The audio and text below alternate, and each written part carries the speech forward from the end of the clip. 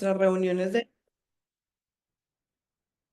de pediatría. Recordar que estas reuniones que vamos a hacer las vamos a hacer bimensuales y que seguirán siendo el primer miércoles del mes que corresponda, que nuevamente los invitamos para que se quieran vincular a estas reuniones en la parte académica, en todas las proposiciones que quieran hacernos para seguir creciendo como departamento.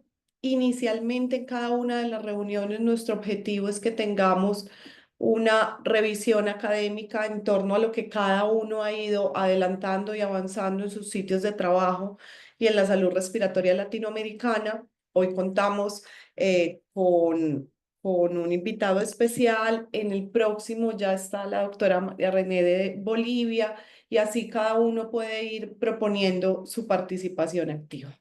Y después quedamos reunidos para los datos administrativos y para todo lo que tiene que ver con la planeación del Congreso, nuestros webinars y nuestras demás actividades académicas. Hoy les doy la bienvenida y le doy la bienvenida al doctor Luciano, quien ha estado con nosotros activamente en el departamento, quien tuvimos la oportunidad de escuchar en ALAD Chile y que hoy también quisiéramos compartir con usted su experiencia integrando los estudios de función pulmonar en pediatría. El doctor Luciano es neumólogo pediatra, miembro activo de ALAD, trabaja en el Hospital de la Patagonia y es también parte activa de de la Sociedad Argentina de Pediatría. Gracias por aceptar siempre estar aquí vinculado a ALAD y a este programa del departamento. Bienvenido. Bueno, muchas gracias a ustedes. Ahí pongo, me tienen que habilitar para compartir acá, porque no me aparece la opción. A ver. Ya No, no te, hace falta. Em, ya ahí te Acá debe está. salir habilitado. Sí, Ujú. sí, tenía achicada la pantalla. Screen. Este, ahí se ve. Sí, Le voy a podemos achicar un ver. poquito. Ya, ya está en modo presentación. Perfecto. Perfecto. Bueno, un poco la idea de esta charla, se van a llevar más dudas que certezas.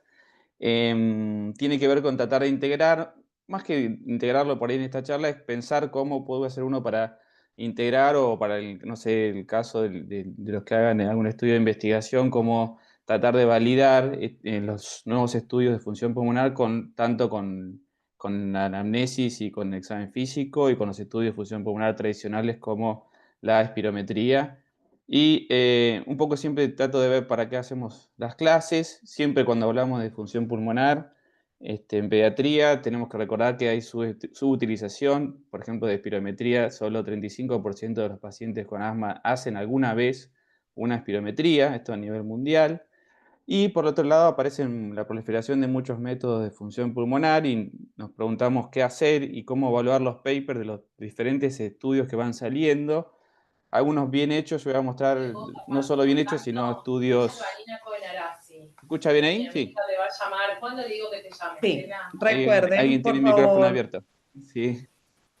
Eh, y muchos voy a mostrar papers no solo bien hechos, sino también mal hechos, como para que uno pueda ver realmente cómo seleccionar. Fíjense en esta revisión del Current Opinion de Pulmonary Medicine, ya nos decía que los estudios nuevos y mejorados de diagnóstico para asma son cruciales para la temprana reconocimiento de la enfermedad, para su seguimiento y para mejorar en general los outcomes a nivel mundial. O sea que ya en una buena revisión se vio que sirven y que deben agregarse a la consulta habitual.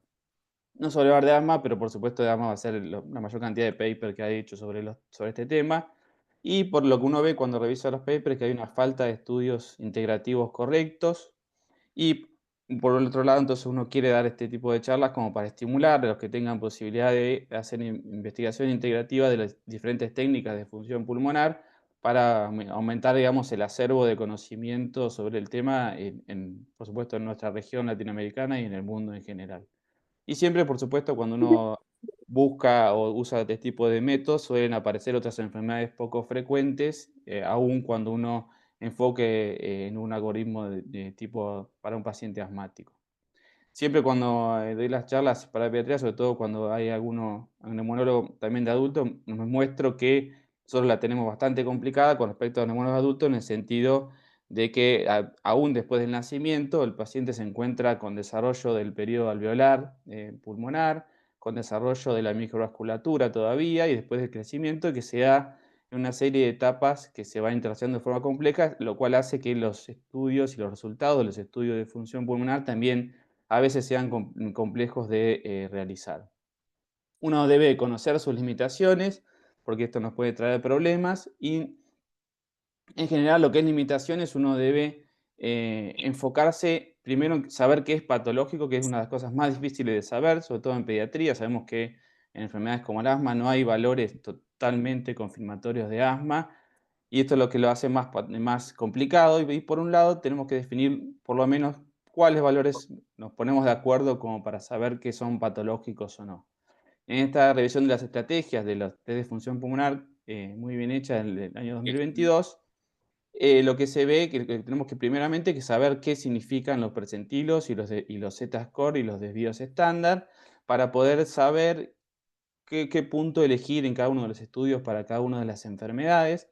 Sabemos que en la mayoría de los estudios hay una superposición, en este caso poca, pero hay muchos estudios que todavía, sobre todo en chicos en preescolares, una superposición muy grande de los valores casi de todos los estudios de función pulmonar entre lo que es normal y lo que es patológico, lo cual complica a veces definir puntos de corte para tomar como positivo o negativo.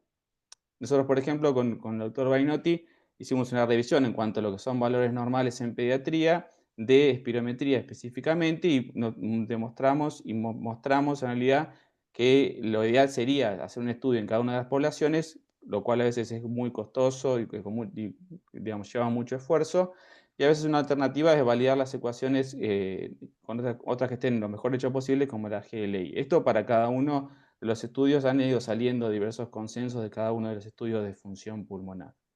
Entonces, cuando uno arranca, tiene que ver si el estudio es útil, si es eficaz, ver la superposición de lo que es sanos y enfermos y definir una curva ROC, que es la que está a la derecha, que a veces no estamos muy acostumbrados a mirarla, pero si ven cada uno de los puntos, son diferentes puntos de corte con diferente sensibilidad y especificidad, y a veces la elección tiene que ver según la enfermedad, según el grupo poblacional, y como vamos a ver, cuando uno integra diferentes estudios de función pulmonar se complica todavía más porque a veces hay que correr el punto de corte para ayudar más a otros estudios que estamos combinando. Y por otro lado, siempre cuando uno elige un estudio y ve si la utilidad y la eficacia, tiene que ver si hay un instrumento mejor. A veces hay un instrumento mejor, por ejemplo, la anamnesis puede ser mejor que la espirometría y hay que ver cuánto suma la espirometría a una buena anamnesis y un buen examen físico. ¿Sí? En una revisión que hice para la revista Neumología Pediátrica Chilena, como se ve, la espirometría sigue siendo a nivel pediátrico el estudio más ampliamente validado en la mayoría de las patologías o en la mayoría de las utilidades, ya sea asma, fibrosis quística o en trasplante pulmonar, pretrasplante. Es prácticamente el único estudio en el cual se ve una validación en casi todos los ítems. El resto de los estudios que han ido apareciendo, como el Multiple Brain Washout o el FENO, se han ido validando en diferentes patologías y en diferentes utilidades, como el trasplante pulmonar, etcétera, pero todavía no hay ninguna que sea tan ampliamente validada como la espirometría, por lo menos en pediatría. Uno lo que intenta, más allá de esto, que son análisis de cada uno de los estudios por separado para cada una de las patologías, es ir integrando estos estudios y ver cómo podemos hacer para tener cada vez mejor resultado en cada una de las patologías.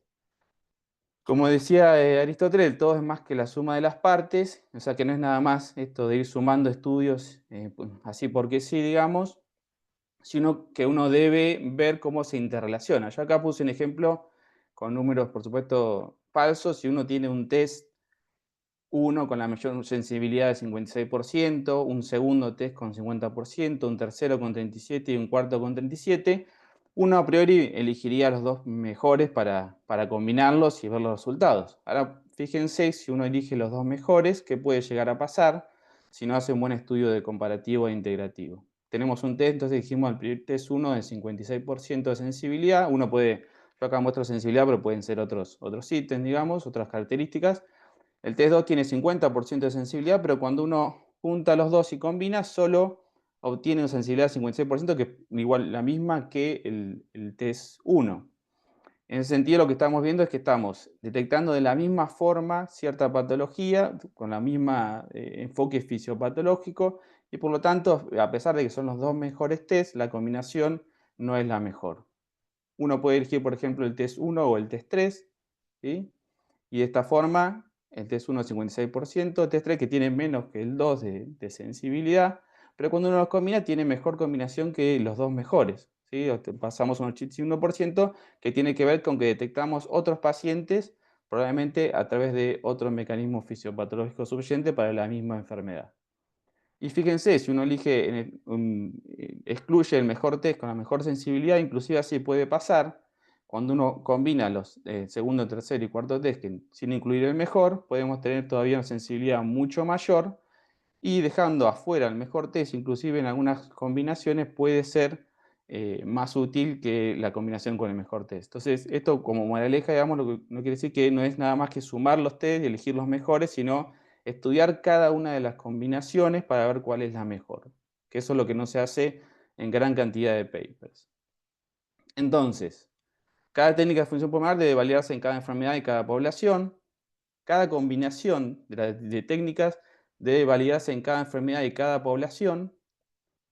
Y peor todavía, cada punto de corte de cada estudio y sus combinaciones deben validarse en cada enfermedad y cada población. Perdón que voy a prender un poquito la luz.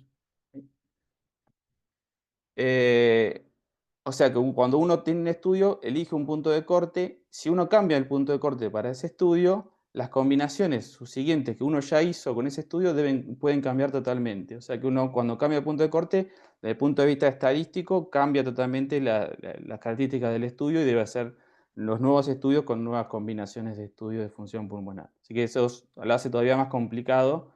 Vamos a ver algún estudio mal hecho y bien hecho. Aún así, digamos, la unión de diferentes estudios está demostrado en diversos estudios, por lo menos para algunas patologías en pediatría, que es útil, que aumenta la sensibilidad, la especificidad y en sí la eficacia, a veces también la eficiencia en el diagnóstico y muchas veces en el seguimiento. Acá tenemos algunos de los estudios, pues yo voy a mostrar algunos papers, digamos, rápidamente de lo que estaría bien hecho y mal hecho de los últimos años. Fíjense acá, agregaron óxido nítrico, este es un estudio del 2019, y lo combinaron con algunos índices de espirometría y demostraron un aumento de la sensibilidad y especificidad para el diagnóstico. En este caso, eligieron como enfermedad el asma variante tos, que es más dudoso en pediatría. Pero fíjense que acá hicieron bien el estudio en el sentido de que hicieron el feno, hicieron los valores espirométricos y combinaron con dos combinaciones diferentes y hicieron la curva ROC de los tres, o por uno puede ver ahí si realmente uno agrega pacientes y cómo cambia la sensibilidad y la especificidad. Acá, por ejemplo, un estudio de oximetría de impulso con óxido nítrico y variables de espirométricos, observaron que la oximetría puede determinar la función pulmonar inicial, demostrar la respuesta broncodilatadora, la broncoprovocación y predecir exacerbaciones. El óxido nítrico refleja inflamación eosinofílica, por supuesto, y la respuesta a corticoides. Y aunque el feno no se utilizó para discriminar fenotipos de sibilancia, el papel del feno en las sibilancias preescolares sigue sin estar claro. Acá sí también es un estudio sumatorio y no agrega el feno para lo que es sibilancia, el fenotipo de sibilancias en preescolares. Este es otro estudio, también digamos, bien hecho en el sentido que estudiaron combinaciones, donde vieron que la espirometría normal y el feno se relaciona pobremente con el score de síntomas. Sin embargo, cuando uno adiciona, ve que un seguimiento solo con síntomas puede perder niños con alto riesgo de crisis severa futura, y en ese sentido, la espirometría y el feno detectan algunos de esos pacientes que se nos escapan únicamente por síntomas. Fíjense acá, un estudio muy grande de muchos pacientes y con muchas variables. Bueno, está el test metacolina, el feno, inclusive unos marcadores de sangre, además de la espirometría. Compararon con síntomas, en este caso con asma control test, pero uno ve el estudio y realmente, si bien hay diferencias, demostraron, digamos, que el asma control test como parte de la evaluación de rutina de niños asmáticos, se debe usar como complemento, es equivalente, digamos, a espirometría y feno. No hicieron las combinaciones o las rocas aditivas o los multivariados adecuados como para ver si uno realmente lo debe hacer o si solo alcanza con el ACT, o sea, con los síntomas, o con el ACT y sobre la espirometría. Entonces, en ese sentido uno debe revisar los papers y ver si realmente están bien hechos. Acá tampoco, por ejemplo, vieron el rol del feno en comparación con la espirometría, sí, compararon uno con otro, perfecto, pero no hicieron ni combinaciones, no hicieron ROCs aditivas y no hicieron análisis multivariados. Esto, algo parecido, vieron, perdón que voy a correr el cartelito este, me está tapando. Ahí. El valor bronquial de la reacción con sabutamol, el óxido nítrico y la respuesta a la metacolina. Y si bien vieron que el enfoque clínico sigue siendo mejor para el diagnóstico, los test pueden tener un mejor rol.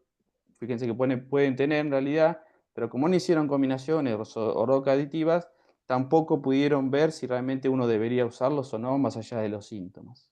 Perdón, a ver, ¿no pasa? Ahí estamos. Acá sí, por ejemplo, hicieron un estudio combinando espirometría con óxido nítrico y hicieron una combinación. Fíjense que en la curva ROC, la que tiene mejores resultados es la combinación del feno con el valor espirométrico, en este caso el F2575, y aumenta tanto si se fija en la sensibilidad como en la especificidad. Por lo tanto, la adición de la espirometría, del feno en realidad, a la espirometría, mejora la precisión diagnóstica en el asma infantil. Este es otro estudio donde quisieron ver que si el óxido nítrico puede reemplazar al test de metacolina. En niños el feno no es apropiado para sustituir el test de metacolina. En algunos pacientes negativos, el feno en un rango normal hace improbable la presencia de asma atópico, pero no es un buen sustituto. Acá también hicieron una comparación y no hicieron una buena adición.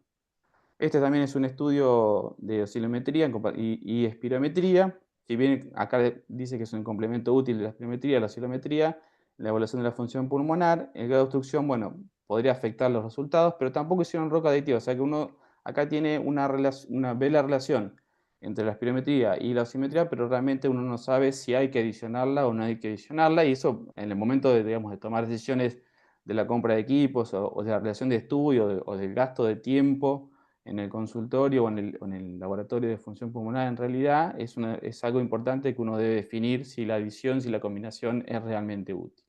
Acá sí, en este estudio hicieron buenas comparaciones, compararon la oximetría de pulso y la espirometría para detección de hiperactividad de metacolina, manitol y el test de hiperventilación voluntaria eucápnica. Y acá sí mostraron que la efectividad de los índices de oximetría es comparable a F1 en la evaluación de obstrucción bronquial, pero por supuesto, con los chicos más chicos hacen mucho más fácil la oximetría de impulso, y sí hicieron, si se fijan, la ¿Qué combinación de pasa? las diferentes variables de oscilometría ¿Sí? con los diferentes ¿No te tests. fijas si encontrás la pila para la balanza? Que yo no la encontré. Ahí está el micrófono abierto que se escucha. Ya.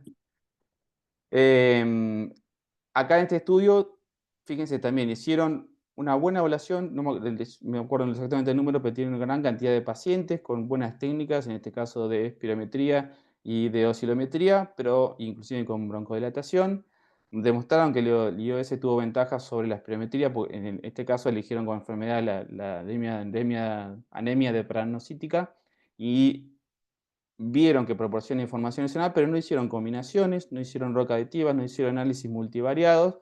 Realmente es una lástima porque, bueno, en este sentido, si bien inclusive es una buena revista, uno no puede tomar la decisión, en este caso, de si debe agregar estos estudios a lo rutinario de la espirometría el examen físico y la anamnesis, ¿no?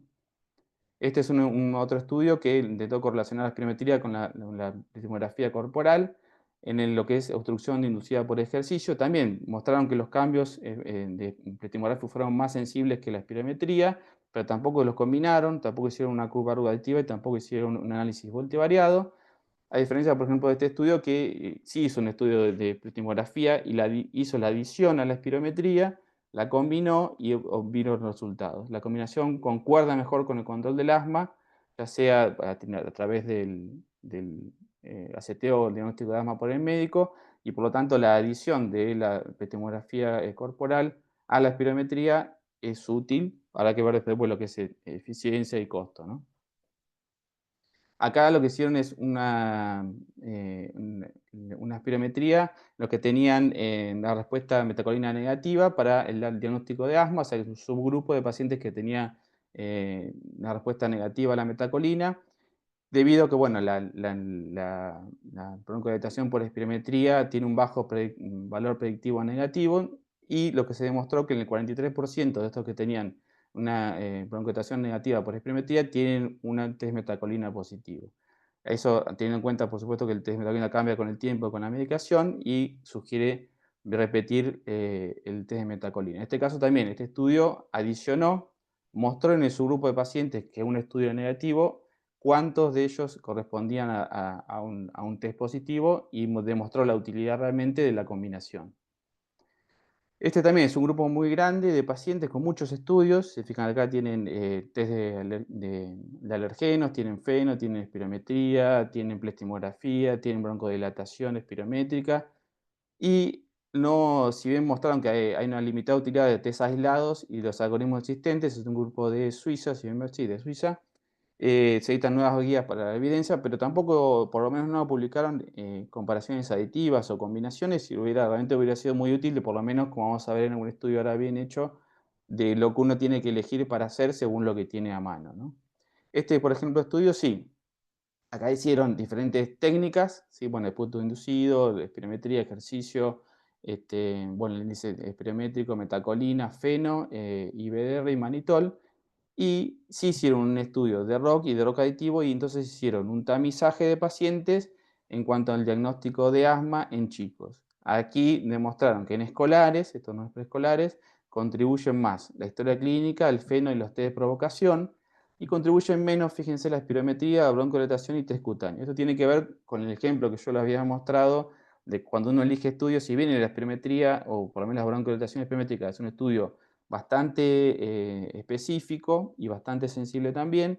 Cuando uno tiene las otras cosas como la historia clínica, como la historia clínica probablemente no sea necesario si uno tiene un caso bien claro, y sea más útil hacer el feno o el test de provocación en los pacientes más dudosos.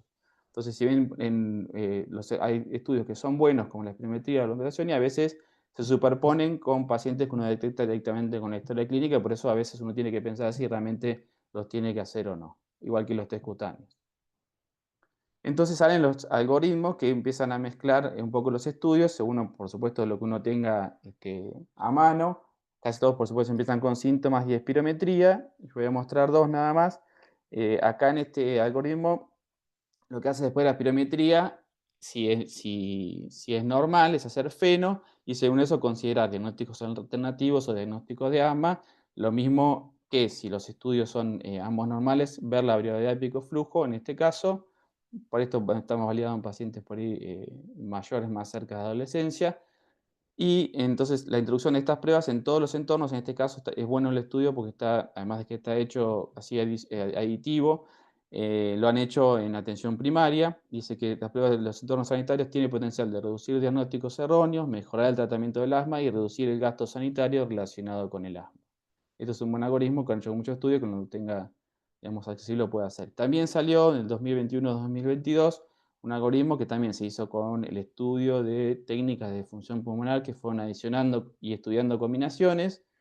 Hoy todo esto que digo yo de combinaciones se hace en forma automática, sea con IA o sin IA, pero esas combinaciones no es que hay que hacerlas a mano, pero hay que tenerlas en cuenta y no simplemente comparar una técnica con otra, ¿sí? Sino estudiar las combinaciones.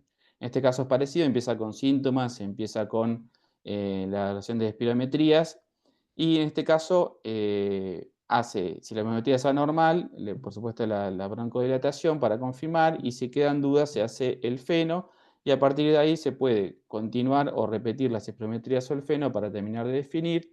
Y también después de una espirometría normal y de un feno normal se puede considerar la variabilidad de pico flujo y ver, por lo menos confirmar el asma o ver si el asma es poco probable. Es un, digamos, algo bastante parecido, está hecho en base a datos parecidos al anterior, pero bueno, tiene por ahí pequeñas diferencias. En este caso yo agregué acá, bueno, en otros estudios lo que muestran que a este nivel, si uno tiene disponible el feno, puede hacerse la broncodilatación también del lado de la espirometría normal, y test de metacolina en sustitución, como habíamos visto, inclusive mejor que el feno, pero mucho más engorroso, ¿no? Y la última cosita que quiero mostrar es esto. Fíjense que digamos, dentro de los estudios Este es un póster que está próximo a publicarse dentro de los estudios donde sí hicieron combinaciones. Vio, por ejemplo, que la espirometría detecta mejor la obstrucción de la vía aérea, y la oscilometría es más efectiva para la broncodilatación. Y lo que sí hicieron, como hicieron una adición, vieron que la superposición de pacientes no era completa y que es mejor sumar Espiro-ES porque se detectan más pacientes. Todavía digamos, de lo que es integración de estudios de función pulmonar en preescolares, hay menos todavía, hay muy pocos estudios, hay 2 o 3 que están haciendo en Italia y en Francia. No hay resultados en cuanto a la combinación de estudios, pero bueno, sí sabemos que las edades a las cuales se puede realizar son menores para la oximetría de impulso y la epitemografía, y la espirometría a partir de 4 o 5 años también puede realizarse. Pero bueno, habría que jerarquizarlos y tratar de hacer un buen estudio de combinaciones e ir adicionando estudios uno con otro. Por supuesto, las novedades tienen que ver ya con la interpretación de la mayoría de los estudios de función pulmonar. En este caso no es solo en chicos, pero comparó la interpretación de los estudios de función pulmonar, no solo espirometría, sino otros también, de IA, y el neumonólogo, acá lo que dice como conclusión que el estudio del neumólogo, como dicen ustedes, y la EQA es mejor que el neumonólogo solo. Uno siempre se pregunta un poco a futuro si la IA sola es apenas un poquito peor que la combinación y mucho más barata, que es lo que puede llegar a pasar. Lo mismo esto para las aplicaciones de evaluación o interpretación automática de espirometría, que ya se está usando mucho. Fíjense los grados de concordancia con en este caso, 2 neumonólogos, es mayor al 95% para la mayoría de los índices. Bien, cierro con más que conclusiones, con mensajes. Espero no haberlos mareado mucho, pero la idea más que nada de esto es aprender a ver las evidencias un poco de la integración de los estudios de función pulmonar. Y por supuesto la decisión siempre tiene que ver no solo con la evidencia, sino con lo que uno puede hacer, pero bueno, a veces tener una buena evidencia ayuda a tomar mejores decisiones. Entonces, por supuesto, como mensajes, la subditación de estudios siempre debe ser un mensaje que nos impulse a medir más. Un poco que la unión hace la fuerza, siempre, como vimos al principio, agregar estudios de función pulmonar a los síntomas signos es más eficaz que los síntomas signos solos.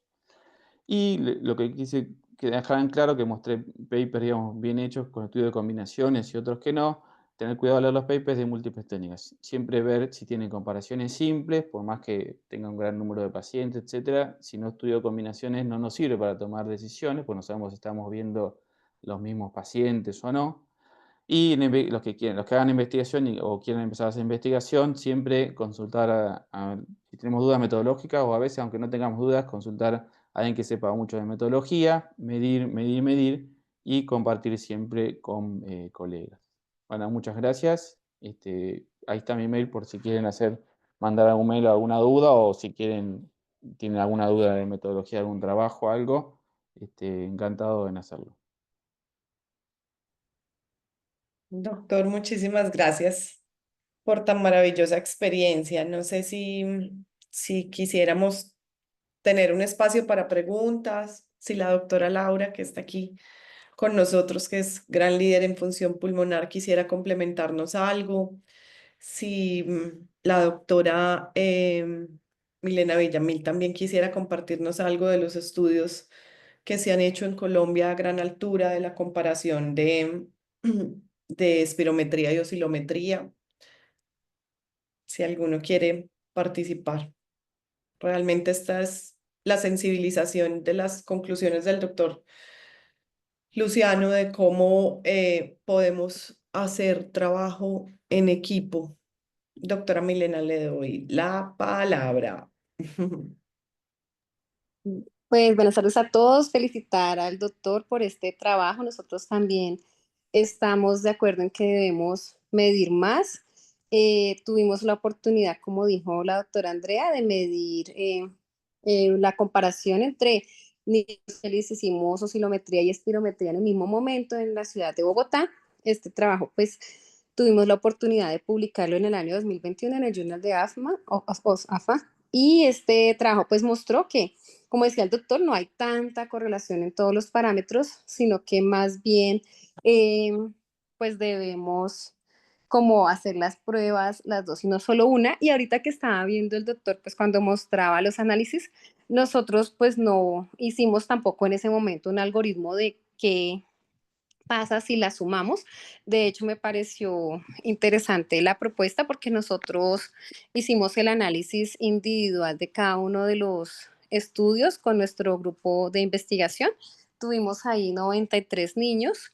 Entonces, en ese momento habían varias cosas que no se hacían como ahora en cuanto a la interpretación. Siempre creo que podríamos o incluir nuevos pacientes o reanalizar. Y estaba viendo recientemente la doctora Laura publicó un estudio que ya tenemos en la lista de revisión de este mes, que es de función pulmonar, que lo publicó en el Journal Europeo, entonces para ver la evaluación a diferentes alturas, entonces pues no lo hemos revisado completamente, pero me parece súper interesante y poderlo evaluar. Gracias. Perfecto. ¿Alguno otro quiere darnos su opinión? La doctora Laura agradece la plática, el doctor Mario Calvo también. Bueno, doctor Luciano, muchísimas gracias. Voy a dar paso a la doctora Lidiana para que empecemos a la reunión administrativa del departamento y los Bueno, ítems mu- que debemos de tratar en la reunión. Lidi. bueno, muchas gracias a ustedes y ahí queda el mail y el contacto para cualquier duda o proyecto que quieran hacer. Esto lo que tiene, como dije, es que hay que hacerlo en el mismo grupo, todos los estudios juntos. Entonces estamos empezando ahora con oscilometría, pero bueno, es un tema porque si uno no hace todo estudio en la misma población es difícil de ver realmente si uno está midiendo lo mismo o es algo nuevo, ¿no? Total. Sí, Muchísimas más gracias. bien, no, más bien muchísimas gracias a Andrea, muchísimas gracias a Luciano y bueno, ahorita en este momento que también está Laura y con lo que habló precisamente la doctora Villamil. Luciano, porque muchas veces, digamos, ahora en niños pequeños, precisamente este ha sido como el gran reto. Y para nosotros en esta parte de neumología, sobre todo en nuestros países, ¿vos qué recomendarías, digamos, con todo lo que has revisado? ¿Qué es lo que nosotros podemos valorar en nuestros diferentes países de acuerdo con lo que tenemos? Porque digo, obviamente el diagnóstico siempre es el más difícil, sobre todo en este niño pequeño. ¿Qué podemos utilizar? ¿Qué podríamos pedir dentro de nuestros diferentes laboratorios? ¿Qué nos recomendarías? No, si tiene accesibilidad, digamos, en los chicos más chicos la oscilometría es útil, es un estudio fácil de realizar, pero hay que determinar, por eso les digo, por lo menos en nuestro grupo de pacientes, y sobre todo Latinoamérica, que tiene una genética bastante mezclada y eso da, bueno, como siempre hablamos con Laura, de los diferentes resultados que tenemos en diferentes países que parecen a veces diferentes planetas, ¿no? Pero bueno, la oscilometría es una opción, pero bueno, depende uno de la utilidad que quiera encontrarle. Cuando uno agrega anamnesis, examen físico, espirometría con broncodilatación, por suerte quedan pocos pacientes que en lo que sería útil agregar algún estudio más, ¿sí? Si uno lo agrega, por supuesto, bienvenido, porque está demostrado sí en estudios de combinaciones de espirometría y oscilometría que es útil, pero bueno, un poco eso vale un poco de eficacia, pero no de eficiencia ni de costo-resultado, digamos, que a veces, bueno, si uno tiene la posibilidad, los equipos han bajado de precio tanto de oscilometría como de feno, así que yo creo que a futuro se va a empezar a utilizar en el grupo de pacientes. Y por otro lado, no solo estamos hablando de diagnóstico, sino también de seguimiento. En seguimiento, digamos, el feno es muy útil. A veces diversos estudios ayudan, ve que ayuda a ahorrar costos, porque ayuda a ahorrar internaciones y predice muchas veces empeoramiento del paciente. Pero sí, en los chicos más chiquitos no tenemos tantas opciones. Nosotros publicamos a partir de los 4 años, hicimos estudio en 3, 4 y 5 años. 3 años es bastante difícil, a partir de los 4 con buen entrenamiento se puede hacer. El GINAC, yo creo que mostré en otra clase que el GINAC puso 4 en un momento, hace unos años, después puso 5 en espirometría, pero bueno, está ahí entre 4 y 5, digamos.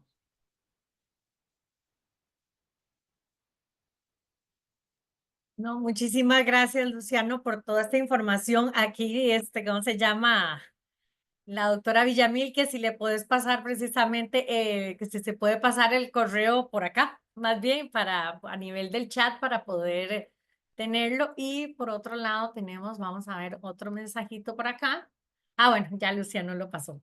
Entonces, no, más bien de verdad, muchísimas gracias. No sé si hay alguna otra persona, tal y como decía Andrea, algún otro comentario, si no, rápidamente pasaríamos pues a la parte administrativa que tendríamos en esto. Y bueno, para comentarles más o menos, primero que nada, esperando que todos nos puedan agradecerle de verdad a Luciano por esta excelente charla y por esta actualización que nos está dando. Eso es tal y como decía Andrea, lo que se pretende en este momento para las reuniones administrativas a nivel de pediatría, que tengamos estos momentos en los cuales podamos compartir y eso es precisamente, como hizo Luciano, esos también esa parte, estos tips, qué cosas nosotros podemos tener en nuestros lugares y que nos vayan a funcionar bien para nuestros pacientes, porque realmente es a este nivel al que queremos llegar. Bueno, nada más acá, voy a compartir con ustedes la pantalla.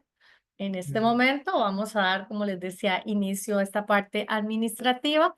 Y Liliana, recordándonos que tenemos ahora el 18, el Congreso número 18 de ALAD en México 2025, del 9 al 12 de julio, en el Centro de Convenciones de Cancún. Esperamos poder recibirlos a todos allá. Sabemos, hay varios congresos, ¿verdad? Y obviamente hay algunos que tienen más la parte de pediatría, si es de nuestro conocimiento, pero es una forma de poco a poco ir nosotros creciendo dentro de dentro del grupo y dentro de ALAD. Entonces, pues obviamente acá, ¿qué vamos dentro de las reuniones? Ay, Santiago tiene la manita levantada, perdón, Santiago, te escuchamos, no te había visto, hola. perdóname. No, gracias, Liliana. ¿Me escuchas? Sí. Sí, sí te escuchamos. Luciano, ¿tú sigues ahí? Sí.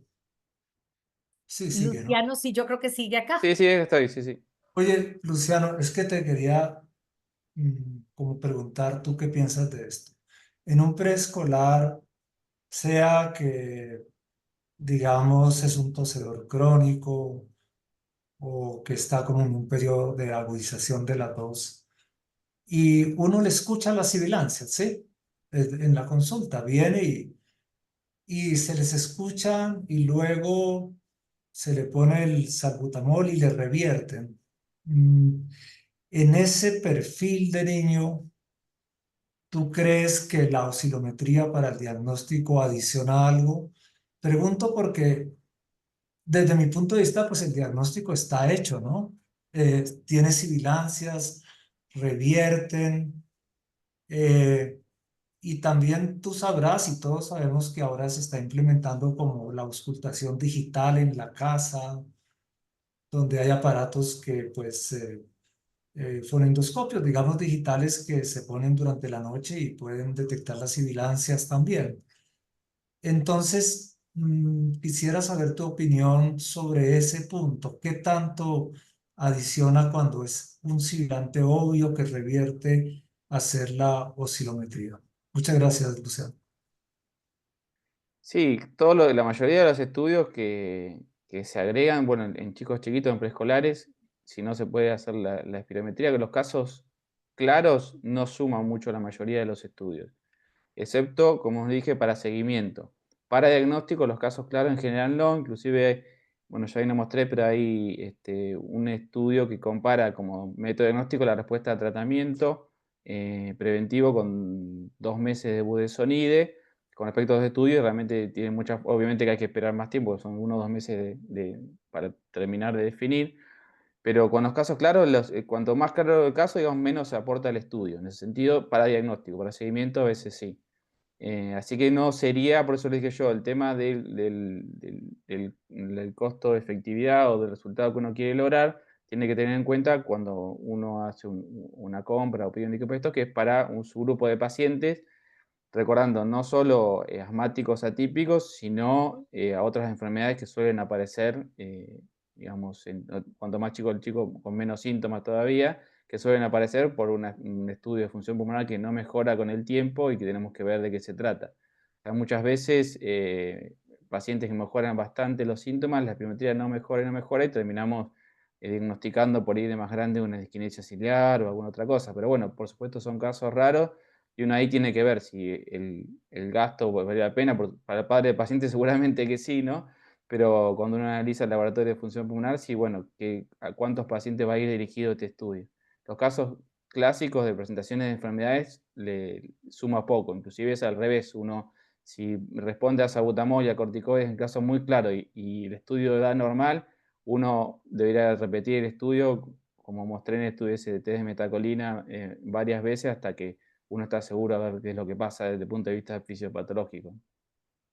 Gracias, Luciano. Y de la auscultación electrónica en el hogar como monitoreo, inclusive con registro de las ondas acústicas, ¿qué piensas? No, yo sé que no es una prueba de función pulmonar, pero sí es un método diagnóstico, digamos. Sí, los estudios tienen pocos pacientes todavía, tanto de ese como están los estudios de espirometría en la casa.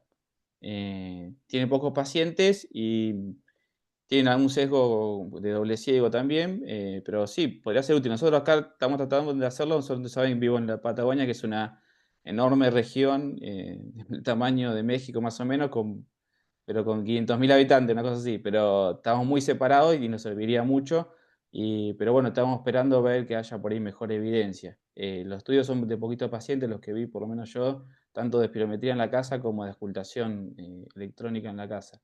Pero sí, todo eso sumaría para pacientes que no pueden ir o en épocas de pandemia, donde empezó a salir todo eso, que trataban de que los pacientes no vayan a la consulta, ¿no?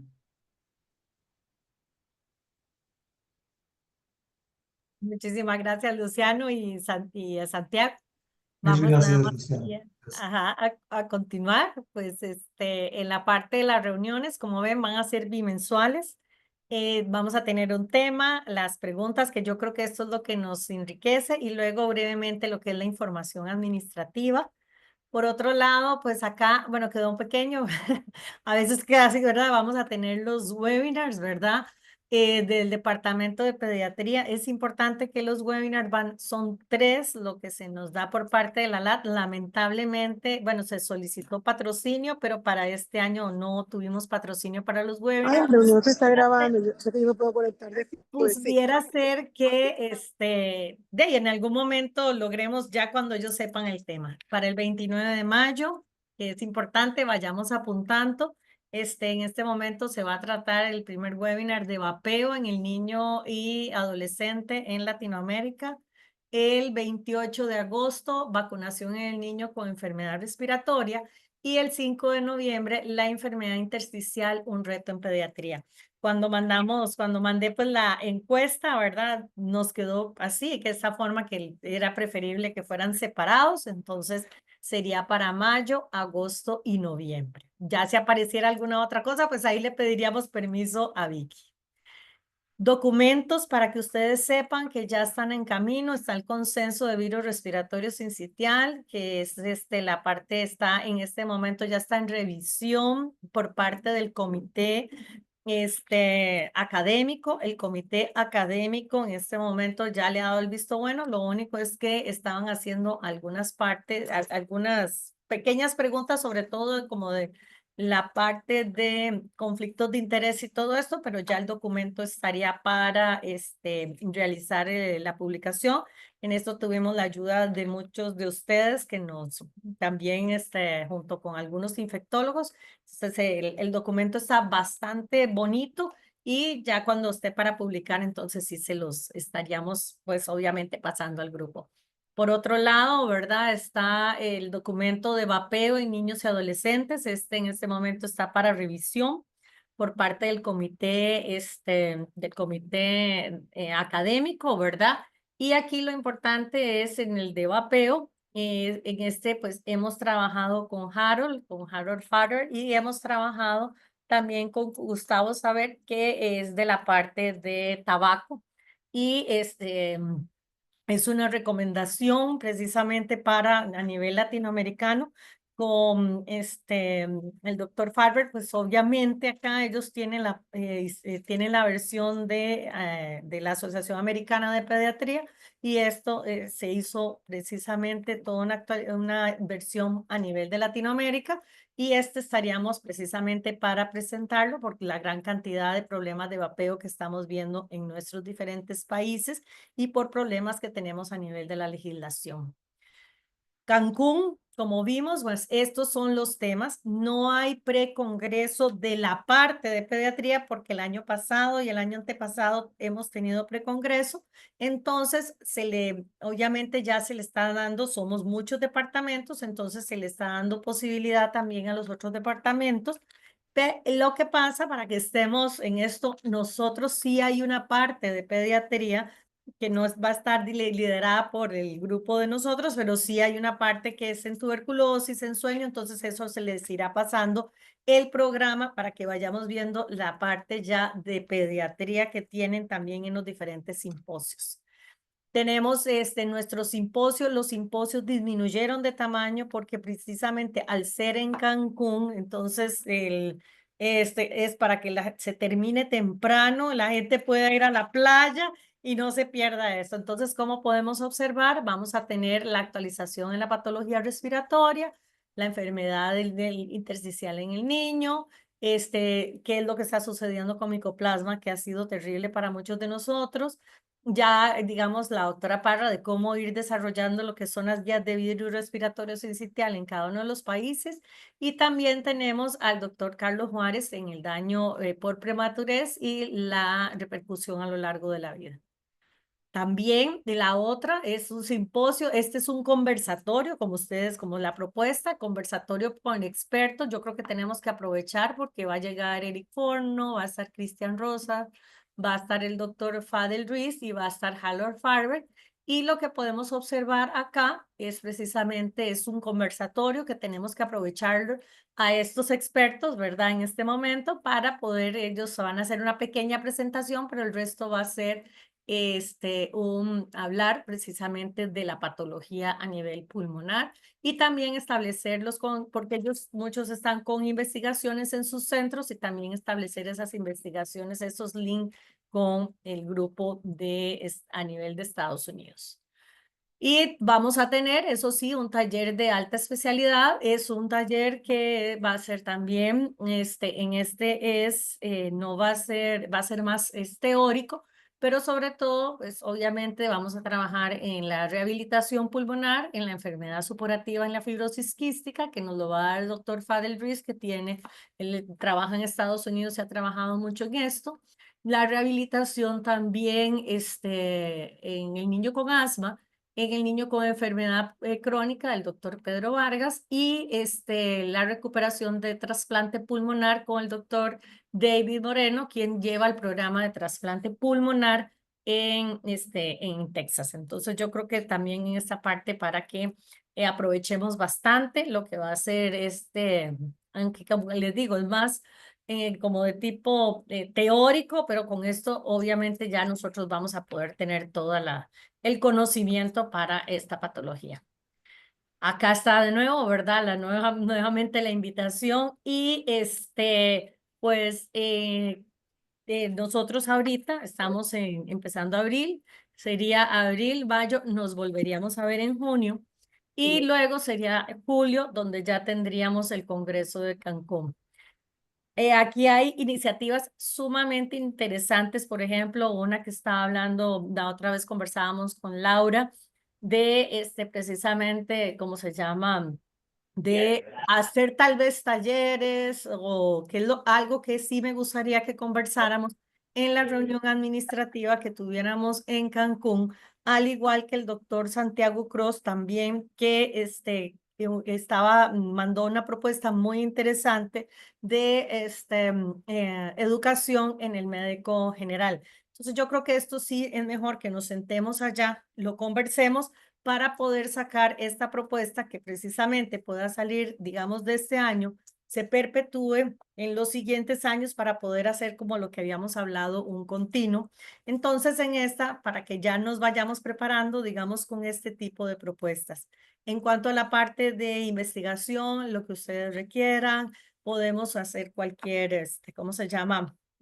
Utilizar las herramientas que tenemos en ALAT. Y para que sepamos, en septiembre, que es el mes de la fibrosis, o sea, tenemos el día de fibrosis quística, lo que se quiere hacer también por parte del Departamento de Pediatría es concientizar. Entonces se van a hacer una serie de mensajes durante el mes de septiembre. Estaremos hablando con algunos de ustedes para que tal vez en un minuto demos una información que realmente llegue y concientice a los médicos de que esta patología también se presenta a nivel de Latinoamérica y los cuidados que tenemos que tener con este grupo de pacientes. No sé si tienen alguna pregunta, si no, estaríamos por esta parte finalizando nuestra reunión administrativa. De parte de Andrea y de parte mía, pues agradecerles por todo el apoyo que hemos tenido con ustedes y que sepan que seguimos adelante, ¿verdad? No, seguimos adelante con esta parte de pediatría, tratándola de hacer crecer, no compitiendo con otras asociaciones, sino simple y sencillamente de trabajar todos en conjunto. Andrea, no sé si tenés o por alguien más que esté por aquí. No, todo muy bien. Recuerden que siempre motivados y nosotros también a recibir de ustedes sus ideas y su participación activa. Yo solo quería felicitar a Lidiana y a Andrea por su excelente trabajo y esperamos verlas nuevamente ahí por Cancún. Felicitaciones. Esperamos vernos Muchísimas pronto. gracias. Bueno, y nos estaríamos viendo allá. Y al ser acá en Costa Rica, las 4:54, pues damos cierre, como les decíamos, una reunión muy amena. Muchísimas gracias de verdad otra vez a Luciano por esta excelente presentación y para que sepamos que así va a ser algo nuevo, vamos a ir aprendiendo en cada una de nuestras reuniones. Muchísimas gracias a todos. Chao. Luego. Nos Hasta vemos. luego.